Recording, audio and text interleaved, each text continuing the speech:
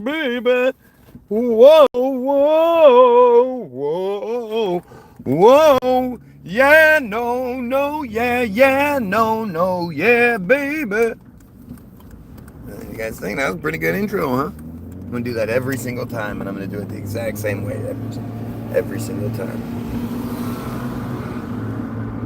I did. We got a new song. Oh my god, I'm so fucking shocked how good it is. I wonder if I can pull it up. We'll see if it plays. I don't know if it's going to. Try again. It's not working. It's not working. Oh well, we'll make it. We'll have to show you guys when it comes out. I'm really, really digging this one though. It's called Diddy. Diddy, Diddy, Diddy, Diddy, Diddy. That's not how it even goes. I'm really excited.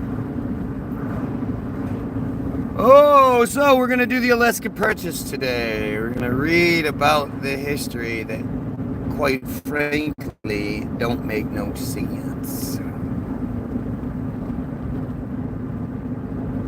Kid got braces yesterday. So interesting, like,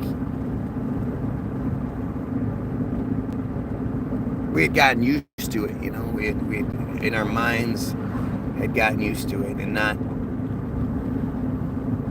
realized how much this shit affected it. I've never seen somebody that looks good, like, I don't want to say looks better, but like it's because of the happiness that he has with his braces, and because, you know, it's boosted his confidence. That's what I mean. Like, he looks just great. I can't believe how great my kid looks with braces. Long road ahead, but looking forward to it.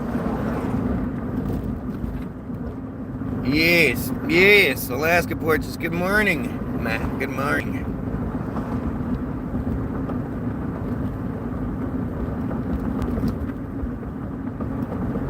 For everybody new, fuck Israel and everything that has to do with the Jays. Just in case you're wondering, I'm very, very proud of my anti-Semitism, and I don't see that changing. I just, how that could ever change is beyond me.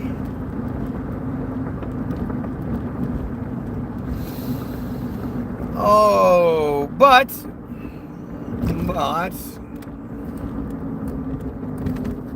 today we're going to prove why. Now, we're going to look at this Alaska Purchase and just the little bits that I looked at it yesterday. It's gotten to this point where, like, people will say to me, you just don't believe anything. You're right, I don't. I really don't. I've allowed myself to see it. And so once you allow yourself to see it, you know, it's like, you know, people are like, yeah, I know Santa Claus isn't real, but the Easter Bunny is. You're like, no, the Easter Bunny, the leprechaun, St. Patrick's Day leprechaun, they're all just fake characters. Just understand. Viewers, and he talks like he's golf. Yeah, I definitely talk.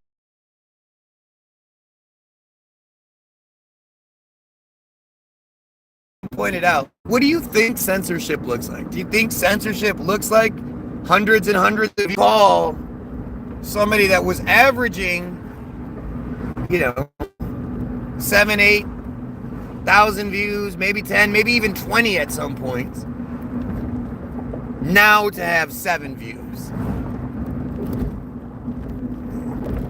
And it all happened on one day.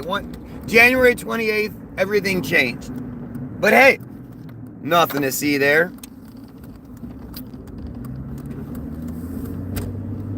And the funniest thing is, as always, there's going to be people that, you know, Like they could be doing anything else in the world, but instead they're gonna come here for hours to foolishly talk shit in a way that only makes me look better. I'm all for it. All for that shizzle. See, yeah, I got hood connections. I'm cool like that. I say shizzle. Censorship looks like Algo's comment getting scrubbed. By who? Well, I mean, I haven't seen you in a long time, so I don't know. Been wondering where you've been, how things have been, how are all of your little commune, your little Algo commune, where you get all the strays. Oh, this one gets through. Yeah, well, again, so is it just there are people lying, right? He's lying when he says his comments didn't get through. Must be it. That must be it. It must be all lies. We coordinated this beforehand. I was like, hey, 2.5 minutes in, come in and see this and this. He was like, all right, I got you. You can't leave this right by the thing like that, dude. All right, I'll be down in a little bit. How you doing there, handsome guy? Metal mouth. How's the metal mouth? Is it good? Everything feels good? Huh? Yeah, well, that's what's going to happen. That's going to be there for a while, so. All right, so today we're on the Alaska Purchase.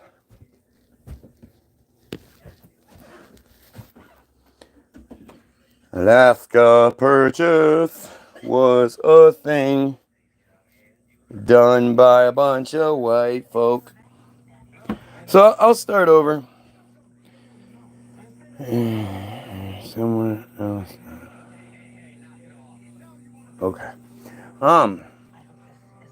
So this is to me is like really interesting, right? Because you would think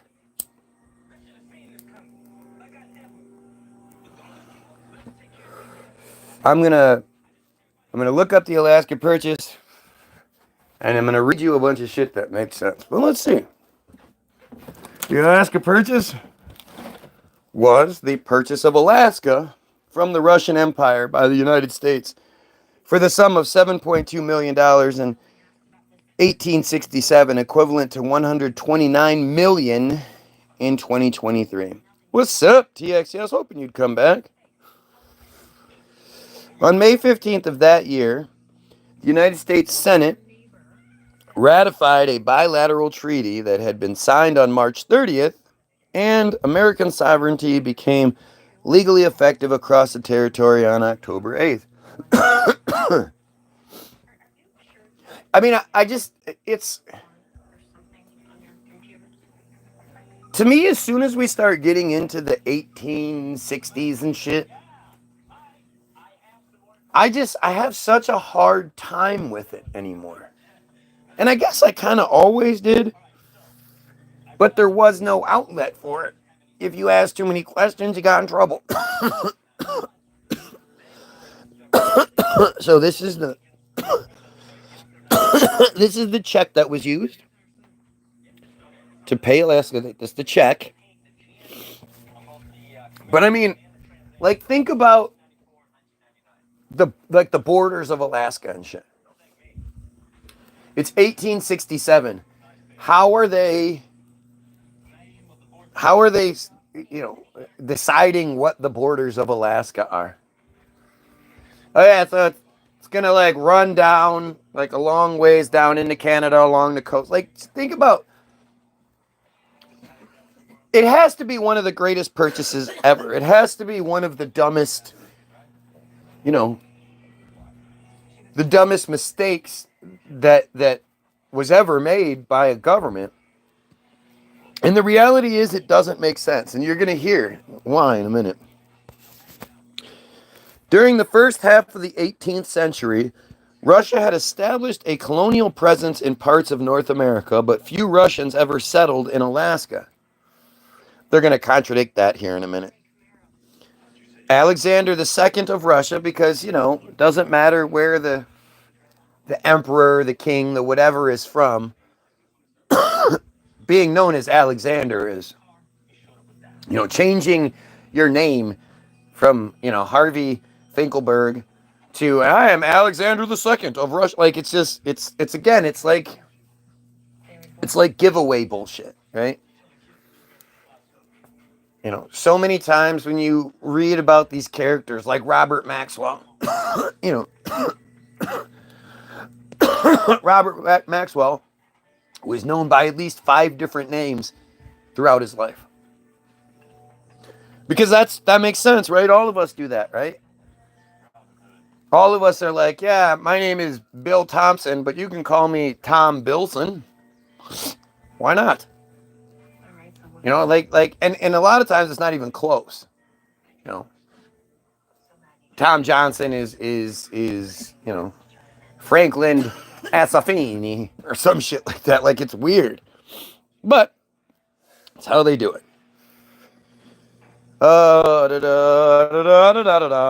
Okay.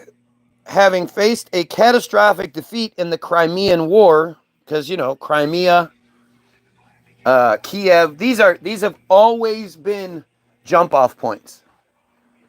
For some strange reason, couldn't have anything to do with the fact that they have such large J populations, I'm sure. But they're always, you know, it's not like this small ass little nothing Kiev up in the middle of the fucking world, blah blah, in the top of the middle of the world, blah blah blah. You know, like it doesn't provide anybody anything. It's not like we go, oh well, we get our fucking Russian dolls from there or some shit. Like, we don't get anything.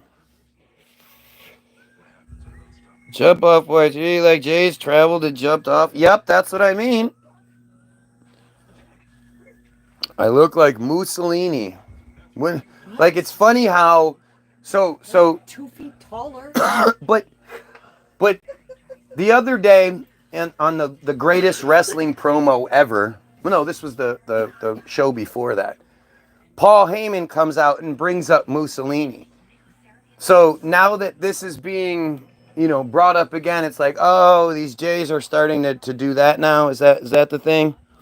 We're gonna do the Mussolini stuff. We're gonna bring him back into the forefront because those Italians, they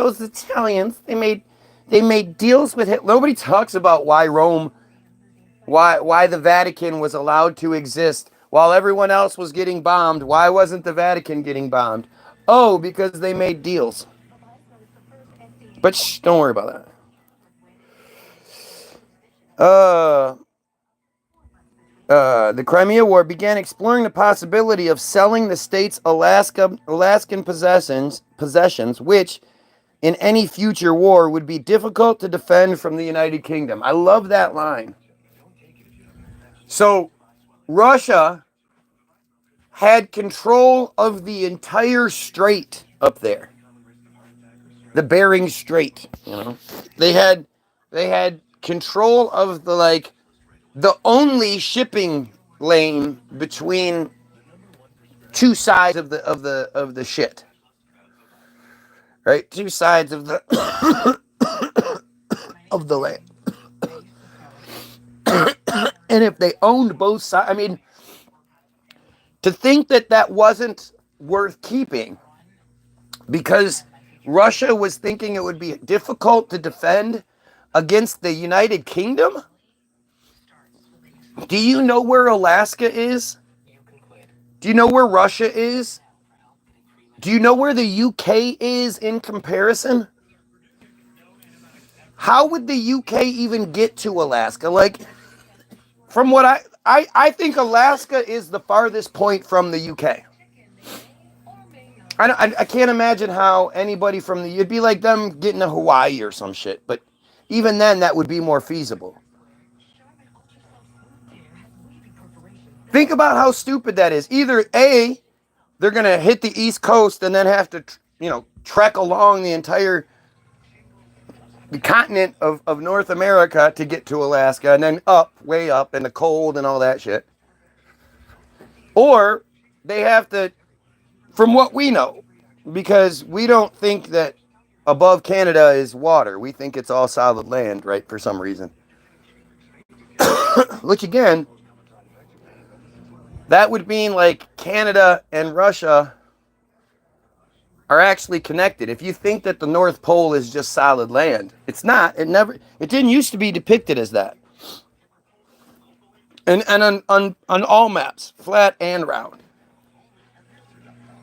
It actually, everything map-wise makes more sense on a flat map. Especially when you start looking into flight patterns and all that shit. The fact that you can't book a nonstop flight from South America to, South Africa and shit. Wouldn't that be an easy trek? Wouldn't that just be you just fly across the ocean? Why can't we just fly across the ocean? But if you look at, especially the layovers, because for some reason they'll fly up to India and then back down or some shit like it's it makes a lot more sense on a flat map. But, you don't want to believe it, so you won't.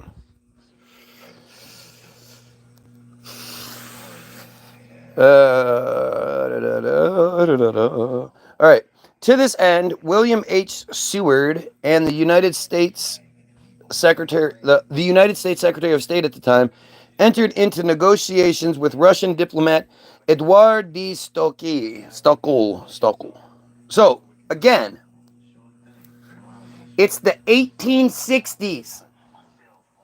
How is the Secretary of State, who I would assume would be in Washington, right? Why would the Secretary of State be anywhere but Washington, D.C. at that point?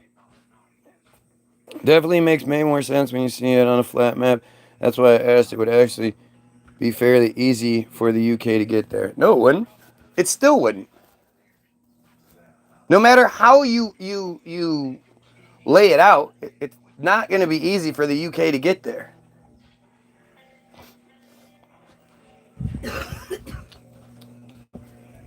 Like they could have said anyone else and it would have been made more sense. At an original cost of 2 cents per acre or 36 cents per acre in 2023. But back up a little. How did they communicate? How did I guess William H. Seward happen to be fluent in Russian? And or Eduard D. Stockel was an English speaker? I mean, objectively enough. Hi, I'm from Italy. Hi, from Italy. Nice to meet you. Do you go by from or Italy?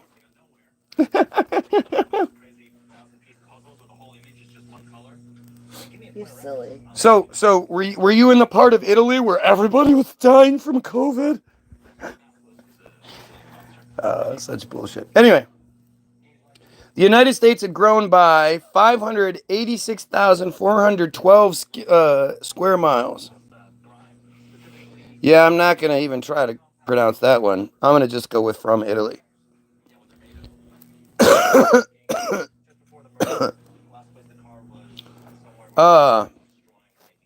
Reactions to the Alaska purchase among Americans were mostly positive, as many believed that Alaska would serve as a base to expand American trade in Asia. Right, it just makes sense. And if Russia still owned it, then they would get a piece of all that trade. Especially when you think about it in hindsight. Like they just didn't have that ability to think in the future, hey, this might be a good piece of land to keep. This is like huge fucking piece of land. $7 million. Some opponents labeled the purchase as Seward's Folly or Seward's Icebox. Now again, who are these opponents? Who in the fucking world would say, hey, is the United States going to just print up money? Money it? They're going to write a check? I mean, it's not even like they handed over X amount of gold. They wrote a check? The United States government wrote a check to the Russian government. How did that get cashed? What bank handled that transaction? I'd love to know the Alaska Purchase narrative from the Russian history books perspective. That would be an interesting thing to see. But to think that people were like, dude, you just negotiated a deal for 2 cents an acre for all of that fucking land that controls the Bering Strait, and you know, there's all sorts of lumber, and there's so many resources up there, even though we hadn't yet discovered the fact that, hang on, we're gonna get another. Nearly all Russian settlers left Alaska in the aftermath of the purchase. So first of all, remember when it said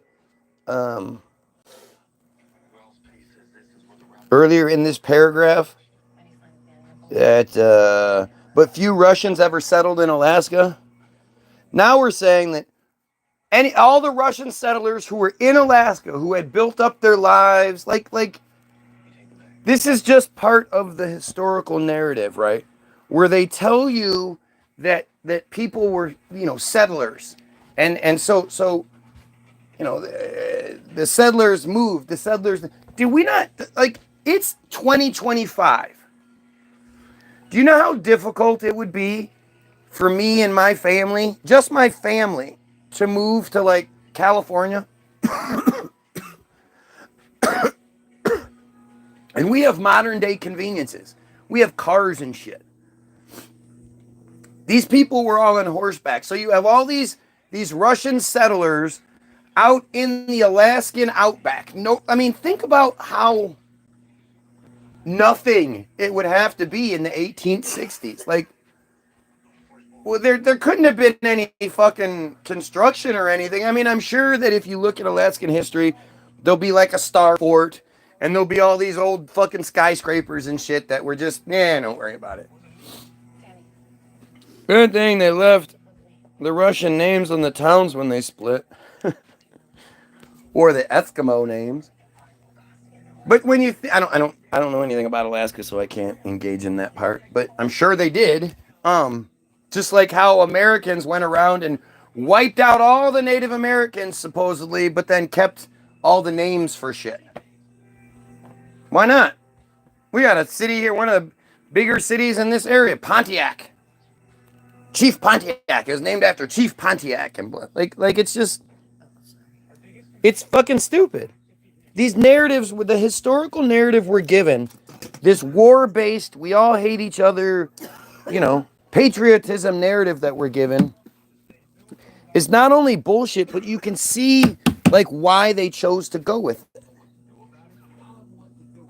You can see like why, like how it works. This way they can keep us hating each other and fighting each other because my parents had sex here and your parents had sex there. Yeah. Like it's fucking it's brilliantly stupid.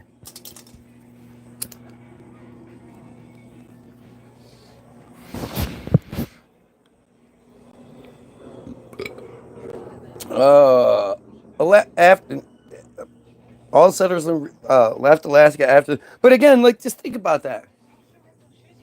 So in this case, all of these settlers in Alaska packed up all their shit on their horses, rode their horses to the coast, where they got on a boat, went across the ocean, the Bering Strait, whatever, then got back to Russia, and they were like, hey, you know how we left and went over and started our lives and built towns and whatever? Yeah, we're gonna come back here now, and we're just gonna read it. Like, it's so stupid. Why'd you do all that? Well, because America purchased it, and I'm Russian, so I don't want to live anywhere. Like, think about how stupid that is. It's 1860.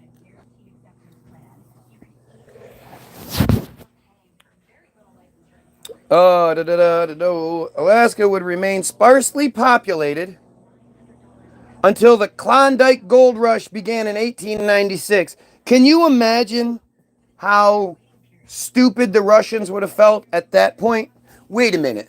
Wait a minute. Alaska's full of gold as well as oil, and we could have controlled the Bering Strait. Like, boy, that was Seward's. That was a folly on our end. Sure was. Like, think about how stupid that is. Alaska, gold, oil, timber, like, it's just.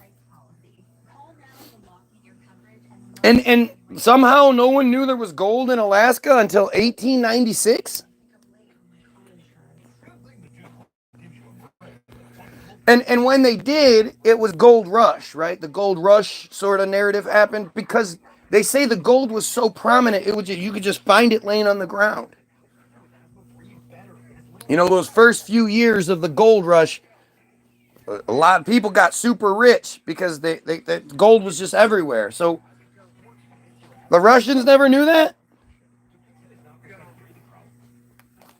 I mean, it's like, what the fuck are you talking about?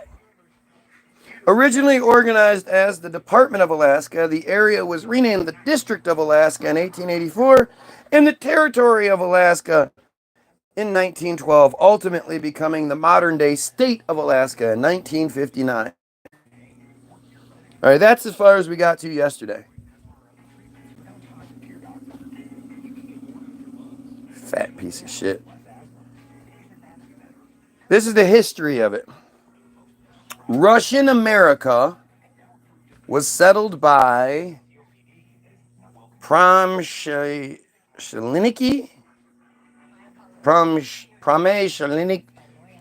say this word at the top.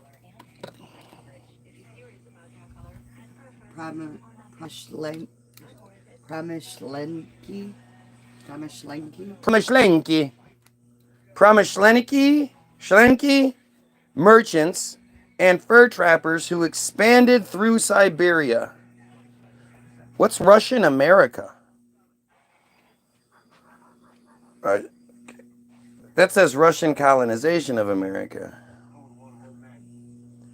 Gotta love the coat of arms, where they're literally squashing the Tartaria symbol. The horse is squashing the Tartaria symbol. And of course, Russia, this is Russia's coat of arms with the same ball cross thing and the same scepter thing and the winged double eagle and the crown. All of the exact same symbology that everyone else uses, but they were different. They were different. Alaska at that point was prominently fur traders. That's where the Hudson Bay Company came into play. I know what the narrative is. I know that narrative. Where this is the narrative we're looking at, right? That it was just it was fur traders. Like, again, think about how ridiculous that is.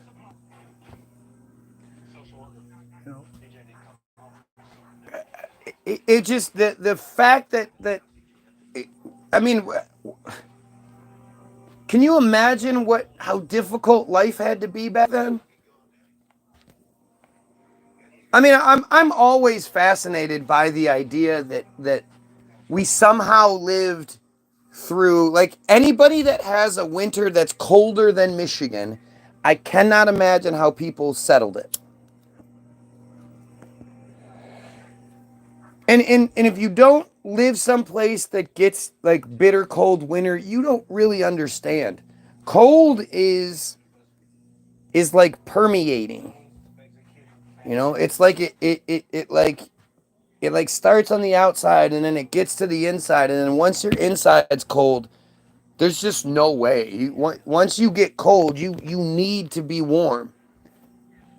And to think, like, you know, any construction projects and all that shit, like, it's just silly. And the Russian or the Alaskan climate definitely should throw a wrench in your round earth philosophy, but it won't.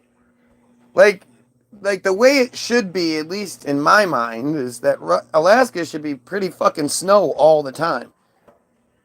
But it's not. There are like really, really beautiful places in Alaska where it's warm. Flowers grow and shit. Weird.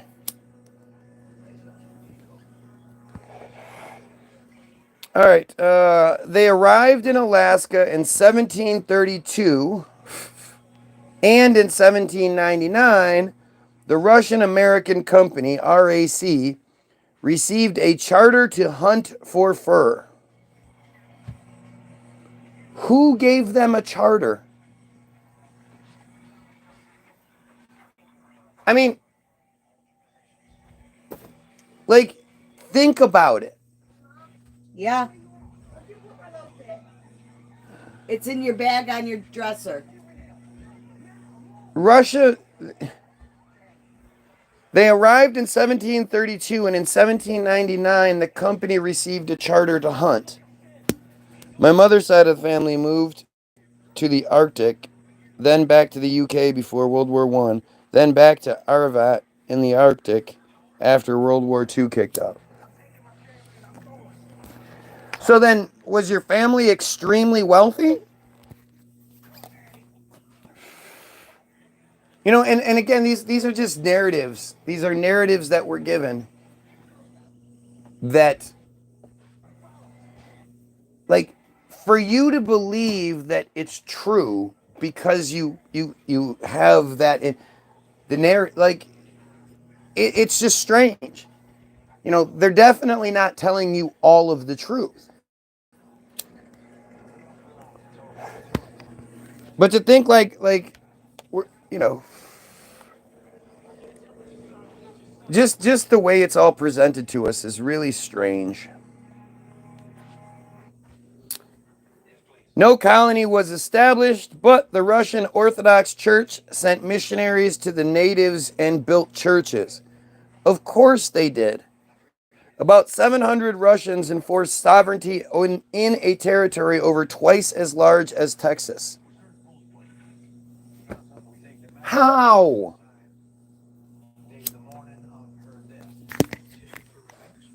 I mean, it literally just don't make no sense.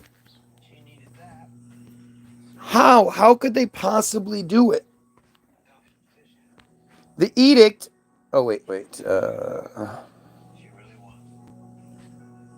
1821, Tsar Alexander I issued an edict declaring Russia's sovereignty over the North American Pacific coast of the 51st parallel north.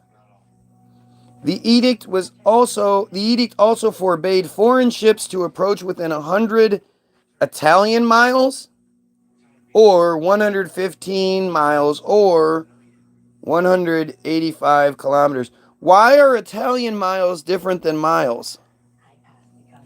The math ain't mathin'. My great-grandfather moved there as a young guy, moved back to the UK and became a mathematician. Then, when he moved back with my grandfather, when the latter was in his 20s. Yeah, again, okay. Like, do you even bother to ask in those narratives how? You know, you're saying he moved there as a young guy, moved back to the UK, and then became a mathematician. My grandfather married an Inuit woman, and my mom grew up there until she was 14. Yeah, but this is, again, I'm sorry, I don't mean to, like, you know, I'm not like trying to disrespect your family or anything, but one of the things that the arrogance that comes in is thinking our families tell us the truth. You know, especially if they know something like catastrophic. Like they're going to tell you the truth just because you ask. So I'm like 1/4 Inuit or whatever, but I don't claim it. Maybe.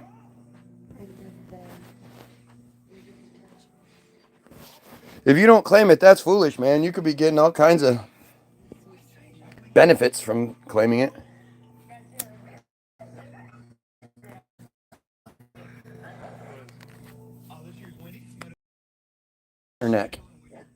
doesn't have the tattoo on her neck. U.S. Secretary of State John Quincy Adams strongly protested the edict, which potentially threatened both the commerce and expansionary ambitions of the United States.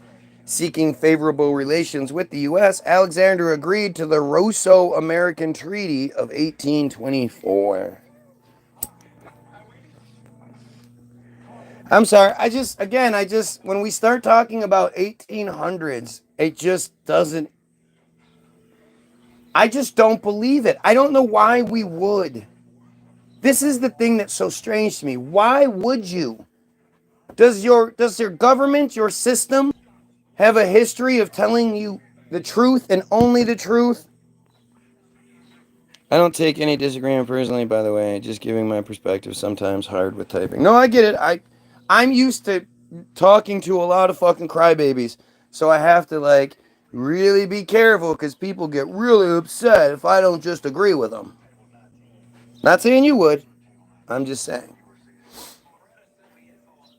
In the treaty, Russia limited its claims to lands north of parallel 54 degrees 40 north, and also agreed to open Russian ports to U.S. ships.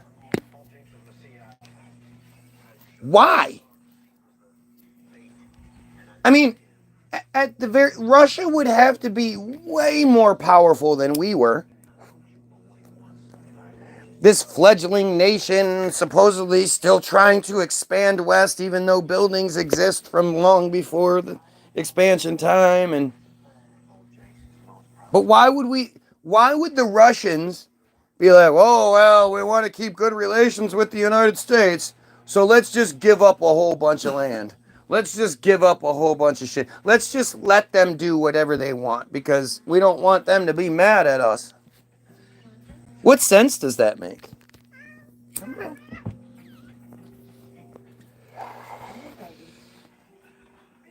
By the 1850s, the population of once 300,000 sea otters was almost extinct, and Russia needed money after being defeated by France and Britain in the Crimean War.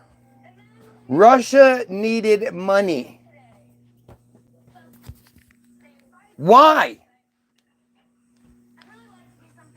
Why would Russia need money? And again, the idea that American money, a check was written to Russia, what bank handled that transaction?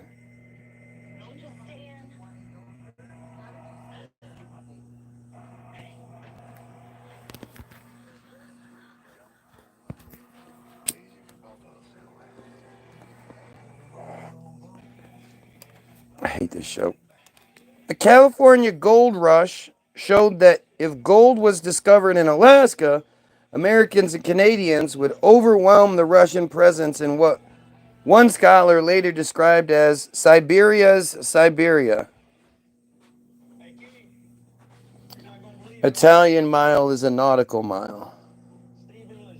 Italian miles, 100 Italian miles is 5 less miles than regular miles.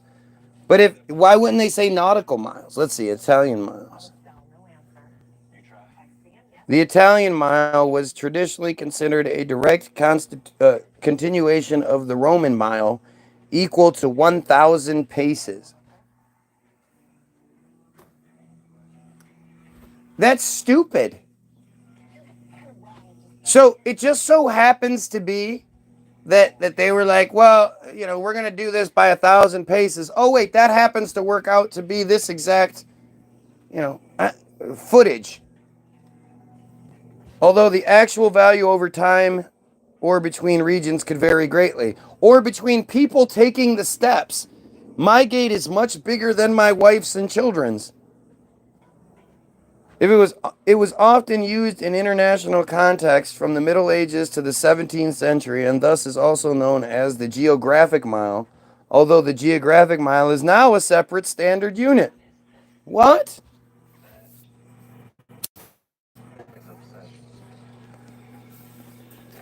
So we all had, we all used the same, like everybody made their flags, everybody was like, oh, if you have a flag, you got to put a coat of arms on that flag. And here's your standard choices to pick from. We all pick from the same choices. We all have declarations of independence. We all have all these different things that are similar. But our math, our measuring system, nope, that's different. What?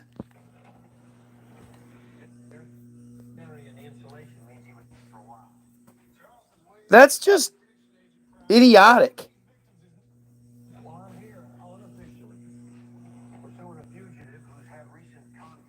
However, the principal reason for the sale was that the hard to defend colony would be easily conquered by British forces based in neighboring Canada in any future conflict. I mean, it seems like it would be worth it, right? Worth defending. Oh wait, they hadn't discovered all the gold laying on the ground yet.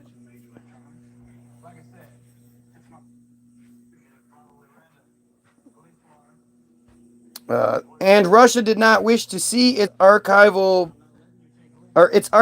being next door just across the Bering Sea. Did not wish to see its arch rival being next door across the Bering Sea. So, British controlled Canada, which still is, still has the Queen all over their money and shit.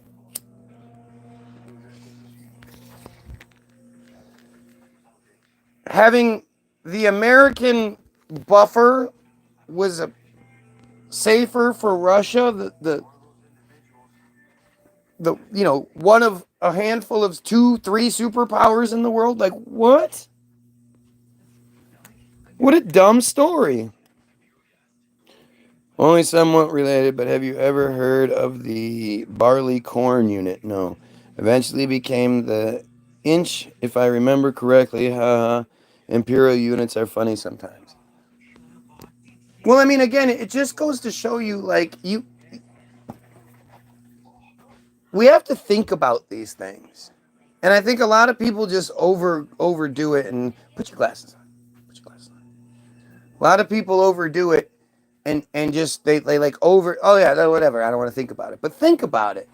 Think about how silly it is that so many things were similar all over the world. Building styles, there are buildings that are identical all over the world. Star forts, all these, and then a lot of it is people that supposedly didn't even have contact with each other. Yet everything is so similar. We have all the history, and then national anthems and flags and coat of arms and all these different things. But math wasn't universal. There wasn't a universal system of measurement. How would you if you were the magical carpenter who could, or the magical mason who could build with all these things, and you went from place to place like some of these super prominent people did, and yet we're often told that labor was done by prisoners or by Germans or whatever. Like how did they have any sort of consistency? 3 barley corns laid end to end equals 1 inch. Haha. I digress. Yeah. I mean, it's just stupid. It's stupid to think that nobody figured that shit out in a more universal way until much later.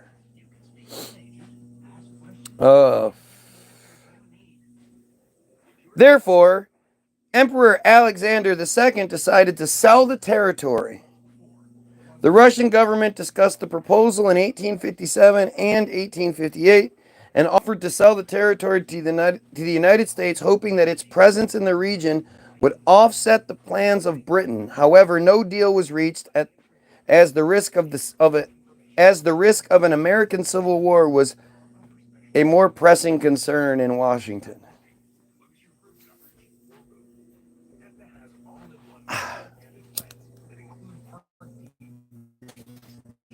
I mean, just the idea that so the Americans were like, fuck that, we don't want to be under British control anymore. But we're only going to do that up until this one line all the way across the country.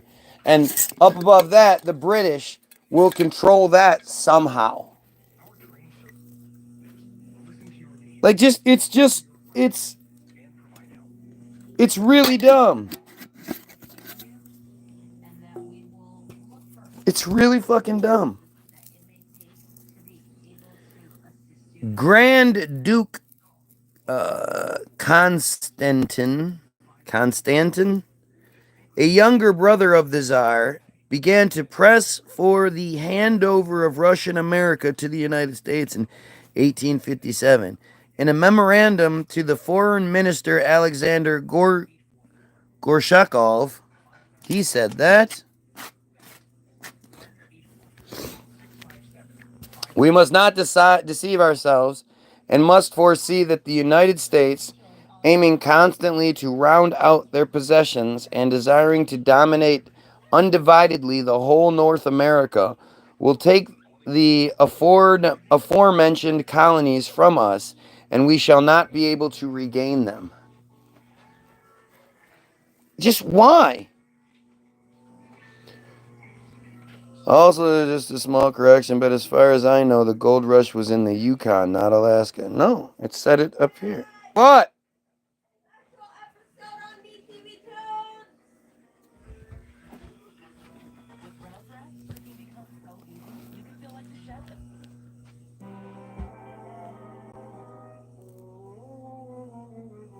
I'm watching. What? I'm watching. No, you're not. Oh, right, because you control the TV, and if I want to watch something for 10 minutes, I'm not allowed to. Kiss my ass. Oh, this is one of these. I love these old episodes where they show like a bunch of stars that we don't even recognize because they're just completely gone. Think he's supposed to be a J?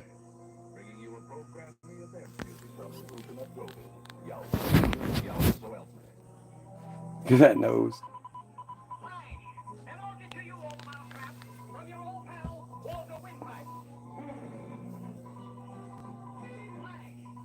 I wonder when this cartoon was made. No, it's they didn't said it.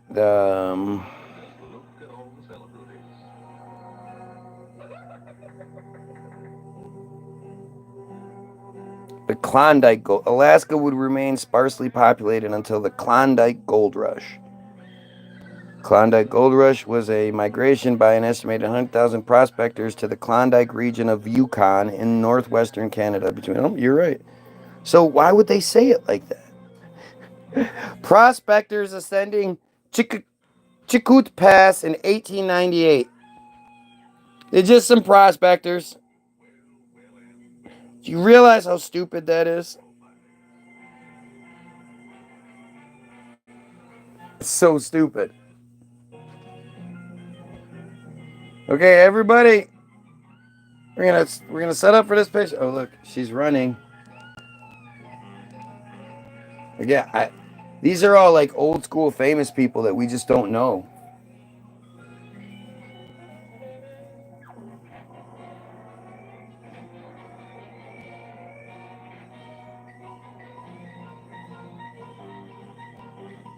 What am I watching? I don't want to show too much because, you know, you can't show. Everybody can have review shows. Gotta love everybody smoking. Everybody can have review shows where they literally, their whole thing is watching other people's content, but not me. Laurel and Hardy.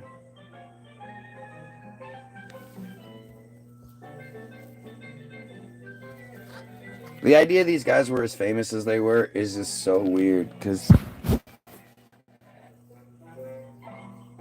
I mean, so there's Clark Gable. Ugh. We're, you know, have no idea who these are. Those guys all got their pan went when now they got Caterpillar heavy equipment. I mean, it's just stupid. It's so strange. All right.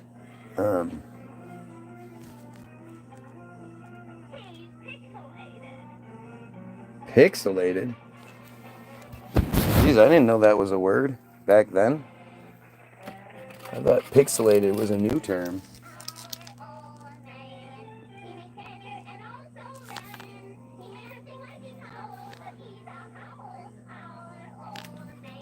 Ew. What?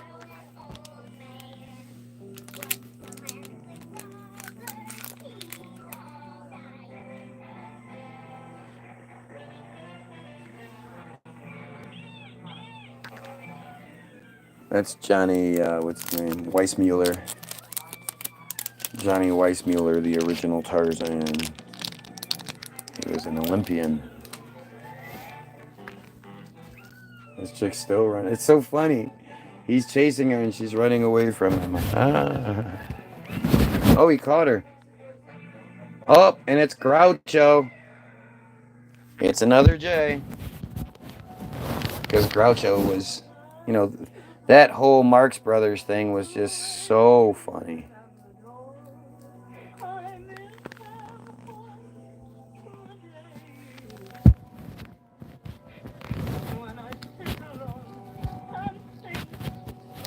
Weird. It's just weird.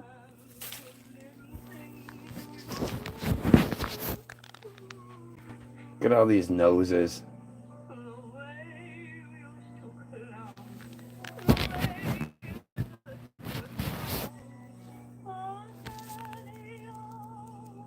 What the fuck?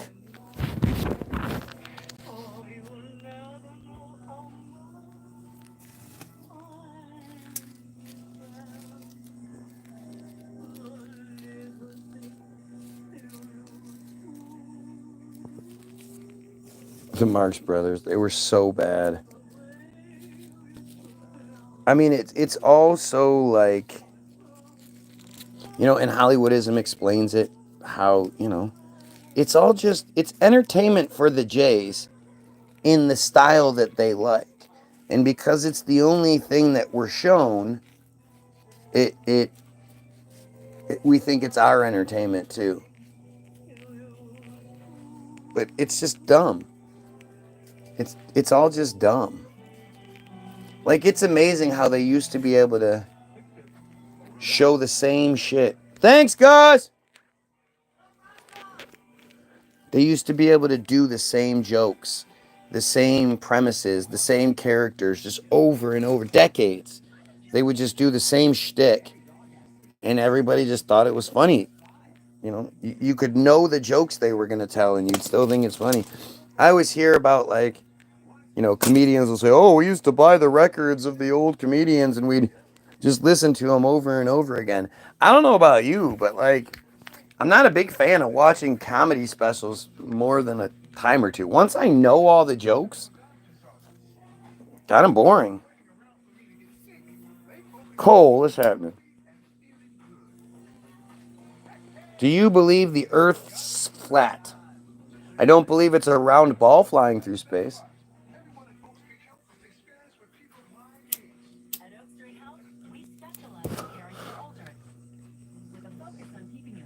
The people, again, this is one of these things where it's 2025. This shouldn't be an argument. If the Earth is round, then why isn't the system, you know, entertaining it? Okay, let's get the most prominent flat earther we can find. We're going to do a documentary. We're going to interview him. We're going to take him, you know, all over. We're going to show him all these different things. We're going to, you know, we're going to turn the Hubble around and have it take a picture where it zooms in and shows you upside down buildings in Australia. We'll just do all those things that we need to do to prove it. Why doesn't the system do that? I mean, you want to talk about ratings. That show would get more ratings. That thing, you could, especially if you had a Brad Pitt in it or something like that. That shit's going to be huge. I know it's funny listening to his insane ramblings, though. Yep, it's insane. It's insane to think that the Jays it's insane thinking we should end the Jay slavery, end the pedophilia, end the genocide, and yup, that's what we should do. That's insane. How dare anybody think like that? How dare someone read? I don't like reading. I like watching things. I don't read. Reading's for stupid people. Constantine's letter was shown to his brother, Tsar Alexander, who wrote, "The idea is worth considering," on the front page. Oh, this is so stupid. Supporters of Constantine's proposal to immediately withdraw from North America included Admiral Yefimy Putyantin and the Russian minister to the United States, Eduard de Stockel. Well, he was the guy. Gorshakov agreed with the necessity of abandoning Russian America, but argued for a gradual process leading to its sale.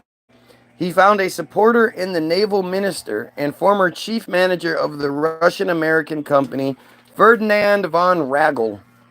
Ragel pressed for some proceeds to be invested in the economic development of Kamchatka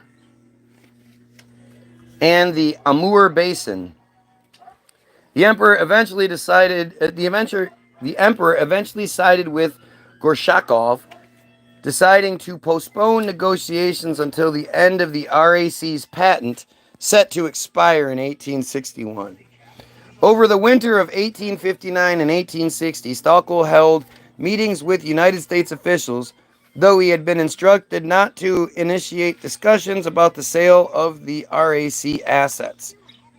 Communicating primarily with Assistant Secretary of State John Appleton and California Senator William M. Gwynn, Stockel reported the interest expressed by the Americans in acquiring Russian America. How long do you think it would take? Like, how long does the communication take to get from the United States to Russia?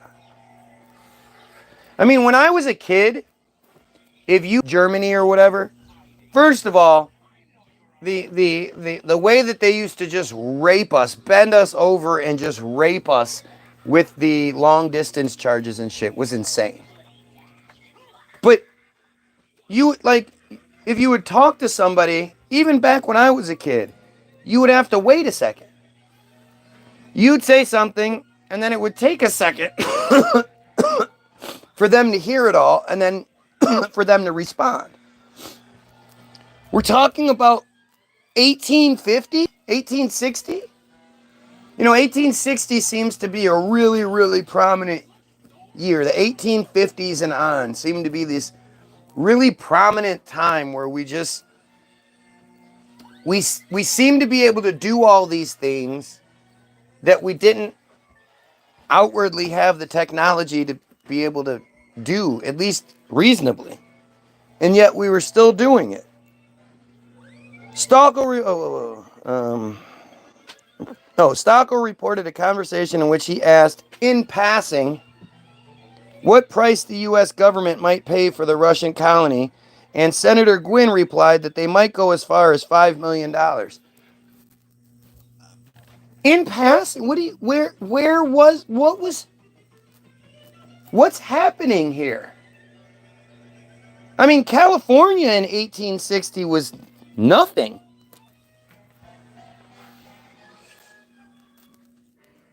So, in what setting were they all in where they were all just, hey, and he was like, oh, hey, by the way, I speak very poor English, but I'm asking, hey, what do you think the governor of California knows what the officials in Washington, D.C. are saying? What they might be willing to pay for Alaska? This is just absurd. He figured Gorshakov found too far low. or found far too low. Sorry. Stockel informed, 5 million is far too low. 7 million. Stockel informed Appleton and Gwynn of this. The letter saying that his congressional colleagues in Oregon and California would support a larger figure. Buchanan's increasingly... Who's Buchanan? Oh, wait, we must have skipped a part here. This is Assistant Stockel reported interest in... While President James Buchanan kept these hearings informal, preparations were made for further negotiations. Stockel ended the conversation for $5 million. Buchanan's increasingly unpopular presidency forced the matter to be shelved until a new presidential election. Which again makes no fucking sense. It's just fucking crazy. With the oncoming American Civil War, so they knew that the war was coming. I wonder how long they knew the war was coming for.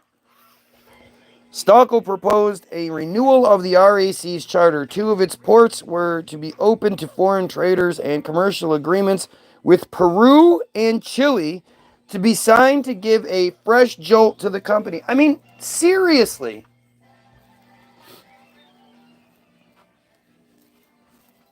We're talking about 1860. No 1.5 cents per acre. No offer. 2 cents per acre. 2 cents per acre. 36 cents per acre in American or in modern day money, in 2023 money. 2 cents per acre. An acre is a fucking big old plot of land.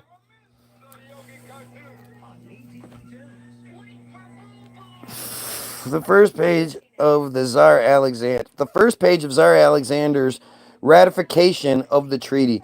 This page just contains the Tsar's full style. Wikimedia Commons has a file available for full text ratification. This page just contains the Tsar's full style. So he was like, hey, we need to get this charter thing going. Make sure when you do it, you put a whole bunch of symbolism. Look at that. Whole bunch of symbolism all around the page. For artistic purposes. I mean, think about it. It's not like they were like, well, we need to make this pretty so that in 2025, that guy on fucking YouTube can look the shit up and it'll, whoa, you know, why would they do that? Why would they take the time, the effort, the energy? I mean, we're talking about, look at this shit. Look at all that symbolism, Masonic bullshit, and the thing is, oh wow, you don't even realize it. All of these little things are each their own little thing. Look at that. Looks like a dog at the top. Like, what? What is that? Do you know how? What is the purpose of that?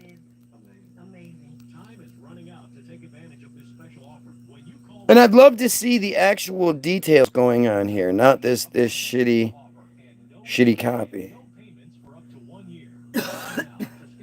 This when you write treaties and shit, this is what you do. You put all this coat of arms with all these different weapons coming out of it, and whatever this suit of arms is, whatever that, a coat of arms with a coat of arms with a coat of arms in it. I'm gonna get a tattoo of a butt. I'm gonna get a butt-shaped tattoo of a butt on my butt. And of course, this backwards ass Russian writing. Because, I mean, think about it. How did this develop? How did all of this develop? How were they like, you know what? We are going to use the Y, but we're going to turn it backwards. We're going to keep the C the same way, but we're going to use the Y and turn it backwards. And then the F, we're going to use the F, but we're going to take the little cross part out. Think about how does this all develop?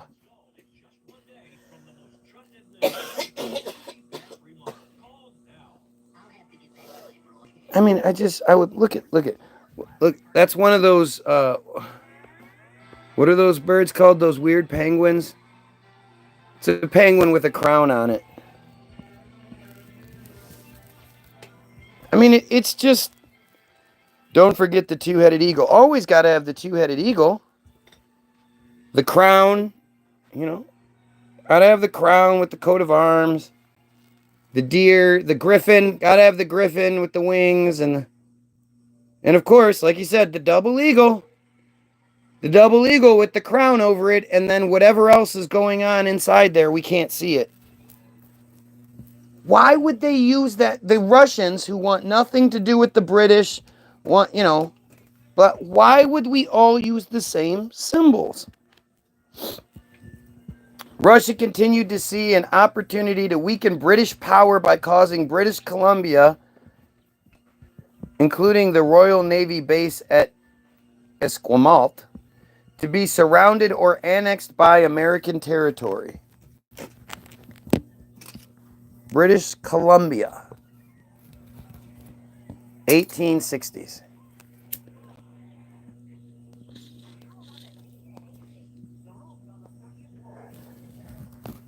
I mean, come on, like, what part of this makes sense to you guys? Especially the dumb trolls. You know, you want to pretend like it's me saying all this dumb shit. No, I'm just reading it. I'm just reading the narrative they want us to know. It's not my fault it's fucking stupid. I wish it wasn't. I can't tell you how much I wish I'd go see these things and I'd read stuff and it would just make sense, but it can't. It can't make sense to me.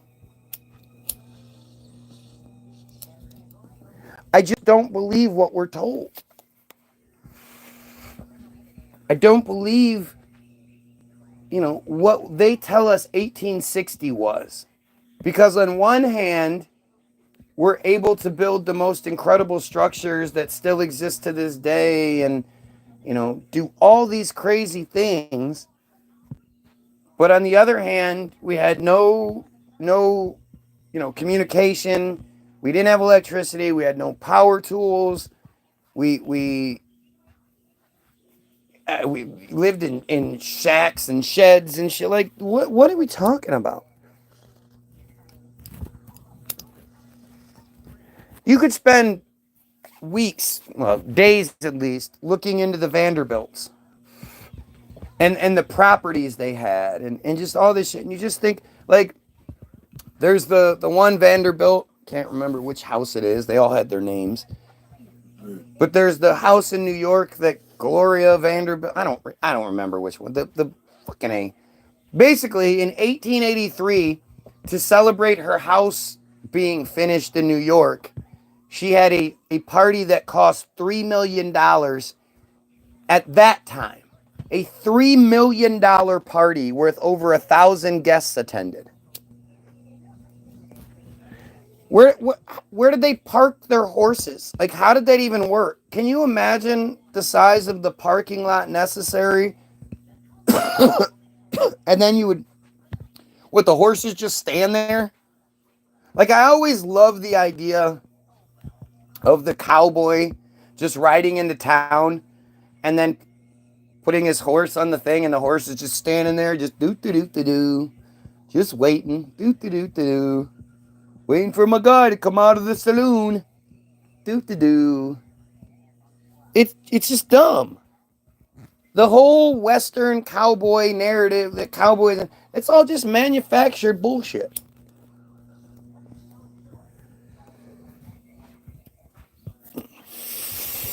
She could have gotten Alaska half of that for the... Right. The Vanderbilts alone could have bought Alaska. If they can throw $3 million parties, $7 million for an entire state which is one of the richest states I would assume we have, like mineral-wise and resources-wise, why didn't they just go to, hey, we'll give you $8 million. And instead of Alaska, it's now Vanderbiltia. Like, just doesn't make any sense.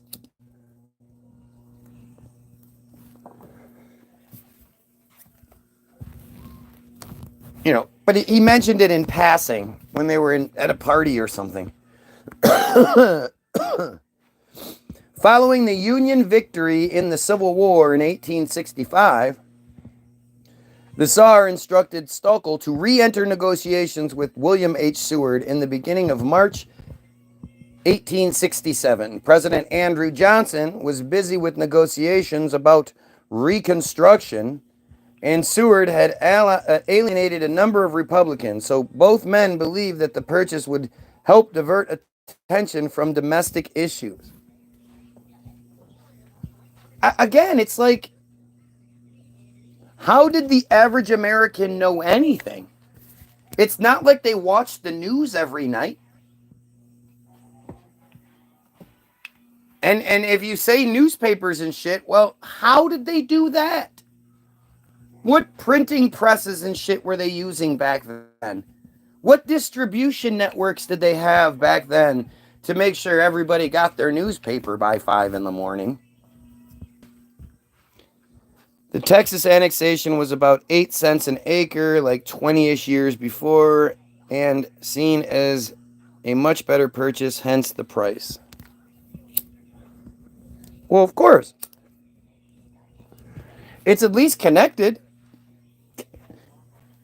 The idea that Alaska is this other state way, like thousands of miles, hundreds of miles away from the nearest, it's just silly. And then the story of Hawaii, like all these stories. When you learn about the stories, you kind of, like, you get this other, like Hawaii wasn't this willing participant and wanted to be one of the United States and shit. The same rich people that were, you know, in all of these stories, they wanted to control the pineapple trade. The pineapple wars were a huge thing. Huge thing.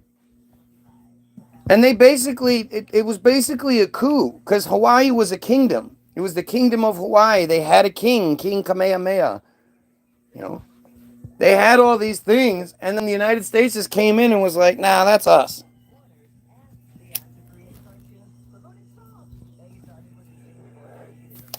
But the thing is, again, this is like, you know, yeah, they bought it for this amount of money. They bought it for that. No, they didn't. It's all stupid. And who got the money? How did that money, like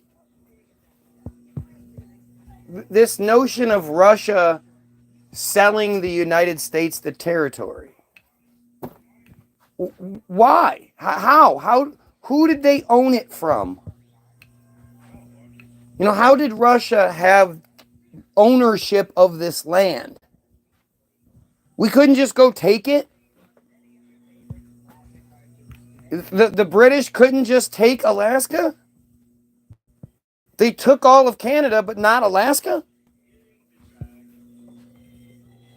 This shit's weird. Yo, did you know rich people used to rent pineapples? No. Don't care. The negotiations concluded after an all-night session with the signing of the treaty at 4 a.m. on March 30th, 1867. The purchase price was set at $7.2 million, equivalent to $129 million in 2023, or about 2 cents per acre. Wait.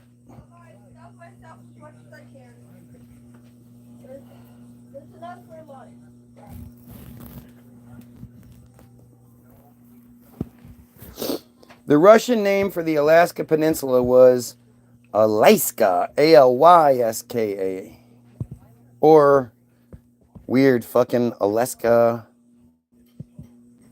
Alexka, from an Aleut, A-L-E-U-T word, Alaska, or Aleshkusu,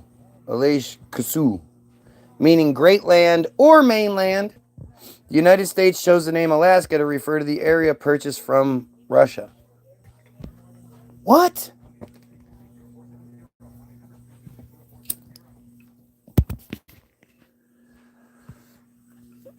And so it's basically saying that like Alaska was already this defined region. If you just look at how huge Alaska is, thinking that anybody ever colonized it, it's just weird. It's just weird. It's just this is just huge. And how did they know?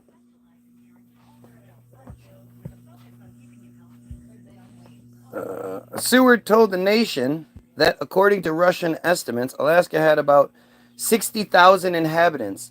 This included about 10,500 who were under the direct government of the Russian Fur Company, about 8,000 indigenous people, and about 2,500 people of Russian or mixed Russian and indigenous descent. For example, having a Russian father and a native mother. Bum, bum, bum, bum. The remaining 50,000 or so were Inuit or Alaskan natives living outside of Russia's jurisdiction. So why were these 50, 60,000 people just like, well, ain't nothing we can do about it, so we might as well just gives in.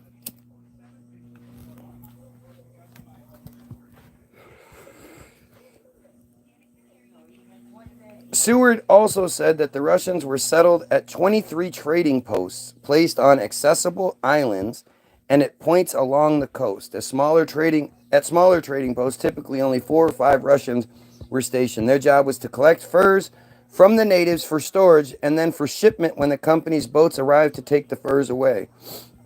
There were 2 larger towns. One was in New Archangel, now named Stitka. New Archangel, established in 1804. A large town called New Archangel was established in 1804.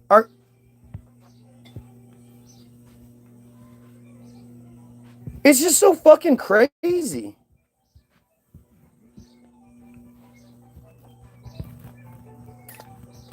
Established in 1804 to handle the valuable trade in the skins of sea otters. In 1867, it had 116 small log cabins and 968 residents. The other was St. Paul in the Pribilof Islands, which had 100 homes and 283 residents and was the center of the seal fur industry. Seward and many other Americans expected that Asia would become an important market for the U.S. products. That was a great guess. That was great. What a great, too bad, good thing the Russians had no fucking concept of that, huh? The Russians had total domination over this shipping lane. Total domination. Really, the only way you could easily traverse from this country to that country. I mean, the Bering Strait is extremely small by comparison to everything else. To the Atlantic Ocean for damn sure. But hey, that makes sense, right? Makes sense.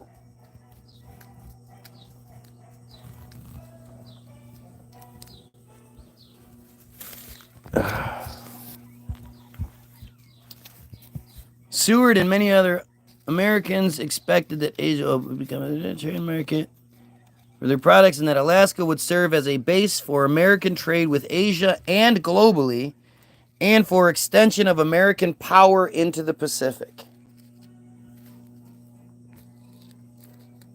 Of course. The control of the Bering Strait, I just can't express enough how ridiculous it is to think that, and still we have this idea that Russia lost the Crimea War. Big badass Russia, just like today. I'm supposed to think Russia is this superpower. This is really the only rival to America except maybe China. And yet they can't even take Kiev. Back then, knowing that Russia just lost a war to Kiev, or to Crimea, why would we even agree to, like, no, we're just going to take that fucking shit. What are you going to do about it? You're selling the place because you need the money because you just lost the war, according to the narrative. What a fucking weird bunch of shit, man. What a weird bunch of shit. This is all that dumb J fucking chat GPT bullshit.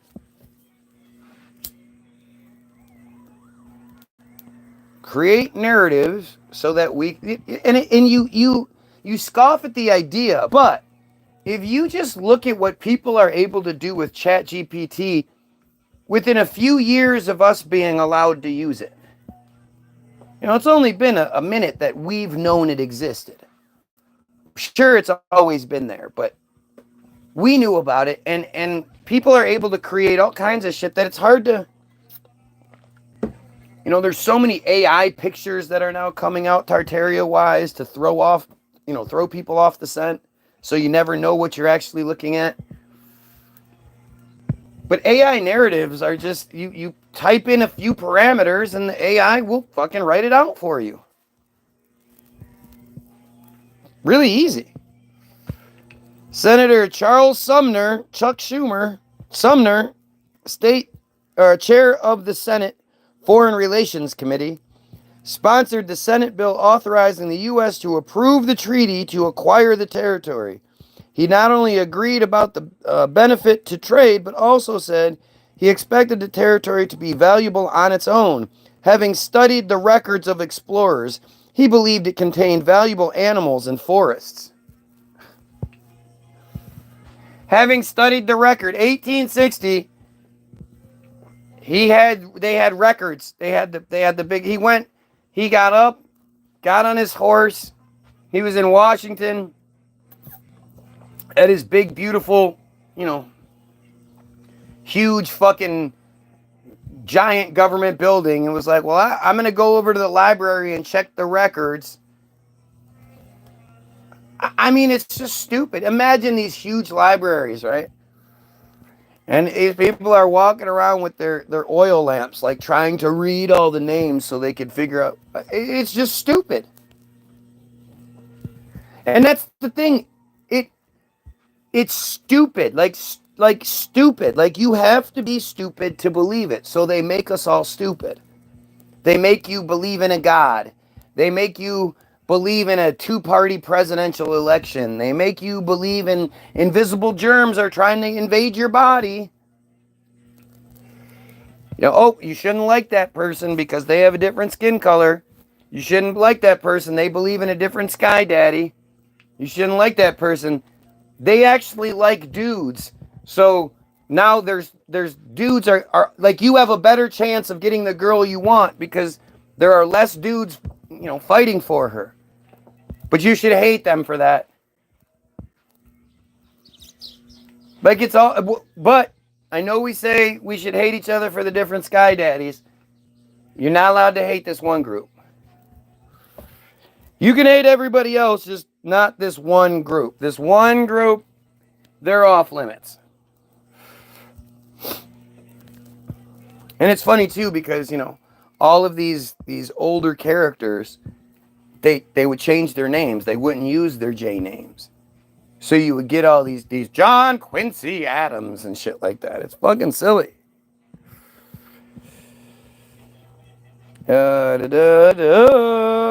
He compared the acquisition to contemporary European colonial acquisitions, such as the French conquest of Algeria.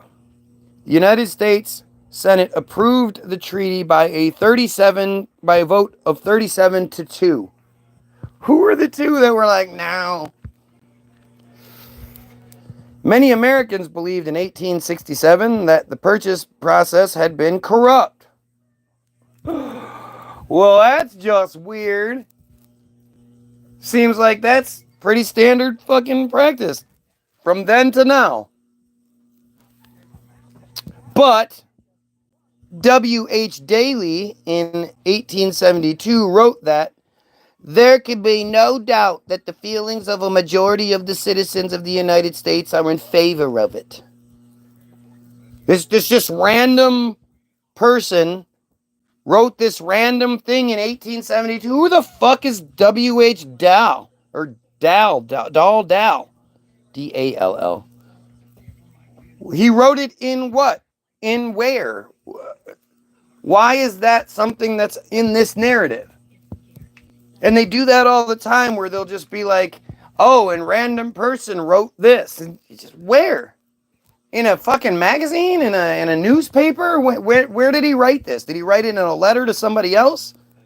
And somehow that got saved and put into the archives, and they were like, okay, from here on out, if anybody looks into the Alaska Purchase, you have to talk about how W.H. Dahl in 1872 wrote that no doubt that the feelings of the majority of America, of the citizens of the United States, we have to keep that in there. The notion that the purchase was unpopular among Americans is, a scholar wrote 120 years later, one of the strongest historical myths in American history. It persists despite conclusive evidence to the contrary and the efforts of the best historians to dispel it. That is, a scholar wrote that 120 years later in what? 120 years later, 1872, be like 1990? In 1990, okay. Likely in part because it fits American and Alaskan writers' view of the territory as distinct and filled with self-reliant pioneers. Because they'd have to be. They would absolutely have to be. Portrait of William H. Seward, 24th Secretary of State for the United States, under Presidents Abraham Lincoln and Andrew Johnson. Of course, you have a man with a top hat looking off to the left. He had his top hat on just before he was like, they were like, hey, this is a portrait. Is it a painting? It's not a painting, right? It's a picture. I disagree with most of what Guy says. I come here for the discussion, not to debate. You disagree with most of what things do you disagree with? I want to know what you disagree with. I love to know what you disagree with, especially if it's most of it. You disagree with the genocide thing? You disagree with the J slavery thing? You disagree with the pedo stuff? What part? Love to hear it. And you think all this makes sense. All of this is like, fuck yeah, it totally makes sense. They were communicating, they were all hanging out, blah, blah, blah. Yeah, it makes total sense. I'd love to know. A majority of newspapers either supported the purchase or were neutral. A review of dozens of contemporary newspapers found general support of the purchase, especially in California. Most of the 48 major newspapers supported the purchase. Public opinion was not universally positive. To some, the purchase was known as Seward's Folly, Wall Russia, or Seward's Icebox. Editorials contended that taxpayer money had been wasted on a polar bear garden.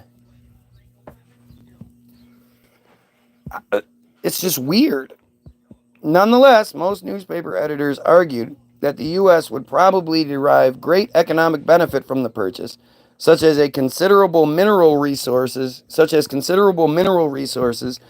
that previous geological explorations of the region suggested were available there. Friendship with Russia was important, and it would facilitate the acquisition of British Columbia.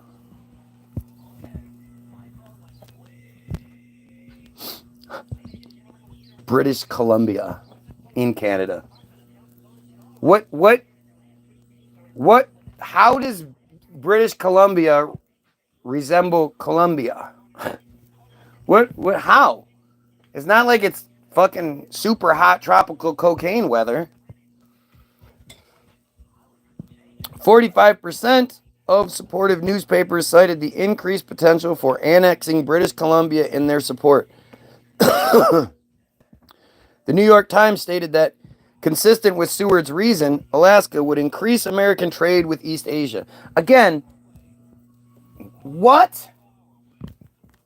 The average person in 1867 gave half a shit about this, but their tax dollars were collected. So, how did that even work? How did you pay taxes back in the 1800s? I mean, it's just, what? This is all just stupid. The principal urban newspaper that opposed the purchase was the New York Tribune, published by Seward opponent Horace Greeley. He was an opponent of Seward. Why? In what arena? Again, I just think that I keep sort of stressing this stuff because it's 1860. Think of what you think 1860 looked like. What you've been told 1860 looked like. And think about how they were facilitating all this, the logistics of everything. Logistics will always fuck things up. If you focus on the logistics, you'll be like, wait, you know, especially like any of the shit, like wars and any of it. How were they feeding everybody, clothing everybody? You know, how are they moving all the people? People are just marching all around. March all day, march all night. Then next day you get in a fight. Makes sense. The main disagreement we have in the assistance, your belief of the inability of people at the time to communicate and travel. But again, I like discussing it. Well, but you're not discussing it. You're not discussing why you think it's wrong. What capacity do you think we had to communicate?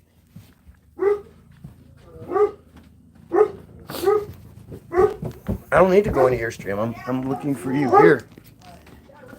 Okie dokie, sounds like a good idea. Oh, yeah.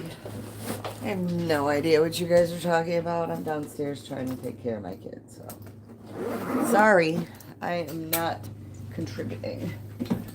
I have no idea what you all were saying. What, I don't have anything. What it... Oh my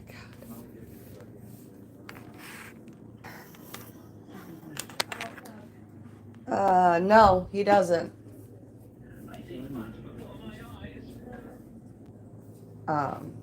Yeah, I don't know what you guys are talking about. Did I get the water bottle? Our son really wants to go to school today. So, I need to get him there. Oh, I gotta go up the stairs to our basement. Because, you know, we live upstairs in the basement. Hold on, Nathan! Good God. What? Just give me a second, baby.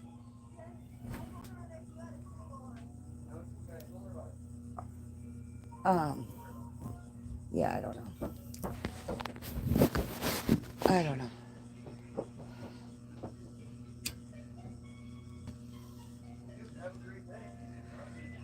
The weather is beautiful here right now. I mean, it's not as warm as I'd like it to be, but it's about 60. I heard the UP got like 14 inches of snow last night or some shit. I didn't. Haha. You can't. How could I give you anything close to that? Snow? Not worried about promoting. You promote all day for all I care. Do that. Promote your stream. Hell yeah. But promote your stream by addressing what's going on. You know, you can say you just, but I want to know reasoning. The only way I get better is by correction. And the thing is, I'm reading about what we're supposed to know.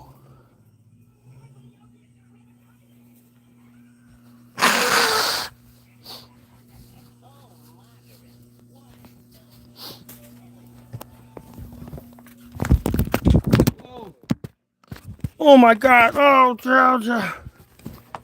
Oh, I'm a mess.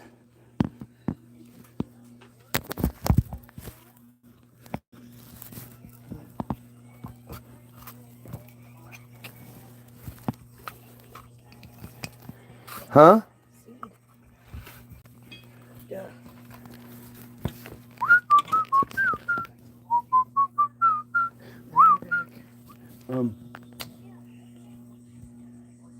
Oh, Nick didn't? No.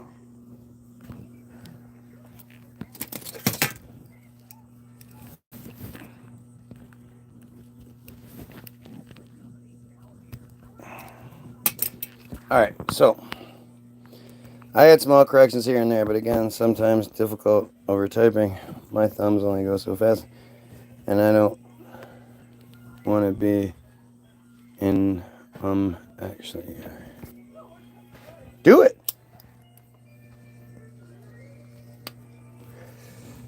There we go. 56.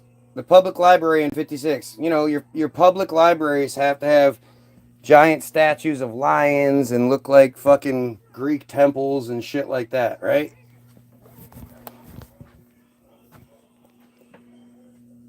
But you're you know, again, you're saying things that it's like why do you believe it? Why?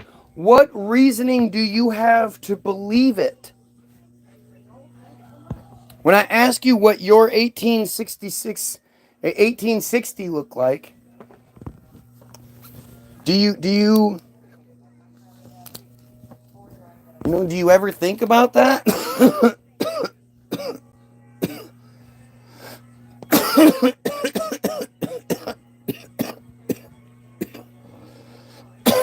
He's gonna find a Dutch shaped. Yep.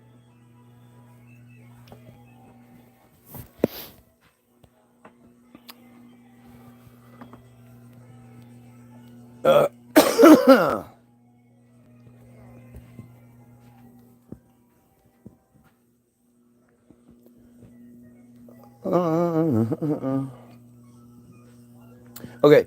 The ongoing controversy over Reconstruction spread to other acts, including the Alaska Purchase.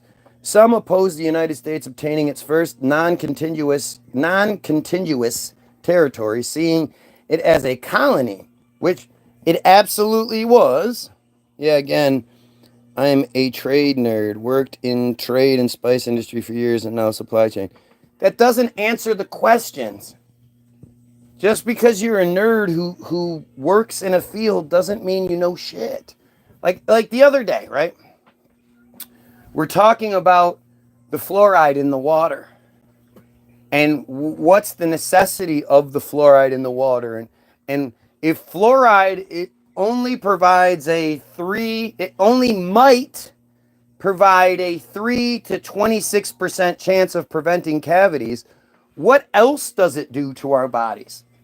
It can't only just like the only thing fluoride does in our human bodies is prevent cavities, maybe, which it seemingly doesn't, because 3 to 26% isn't even, that's chance. That's not even a real thing. So I have somebody that comes on and says, yeah, well, I work in water testing and it's safe as long as it's, 0.4 milligrams per liter or whatever. And it's like, but why do you think that is that's not a thing? Just because you can give the numbers that they give doesn't mean that makes sense. And you're not answering the questions. You're saying, yeah, I worked in water testing. So because you work in water testing, you have a full understanding of fluoride and the effects on the body. And like, it's this kind of, how did they negotiate letters? How many letters were sent? How long to go each way? These are the questions that I'm asking. You're asking the same thing, but apparently these aren't good enough questions. To think about, okay, so one guy takes, forever to pen this beautiful letter with all this fancy shit all around it that for some reason people thought to save. And so then what? He sends it from the United States, from Washington, D.C., to whatever the Washington, D.C. Equivalent is in Russia. Amongst all of the other letters and shit that the Tsar must be consistently getting, if that's the case, the Tsar then gets this letter. He then decides what he wants to do, writes the communication to the one guy, Edward. It gets sent to him. How long does that take? Then that guy sends it to how long does all this take place? And in that time frame, are we suggesting that things can't change? And when things do change, how does that work? Oh, well, I actually changed my mind about this part or that part. Well, it's now 2 months later. Wow, that was fucking crazy. I just knocked over my water.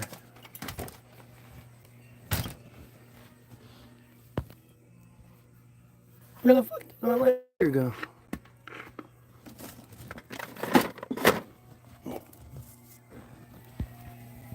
These are the kinds of things that nobody wants to address, but they want to just believe it.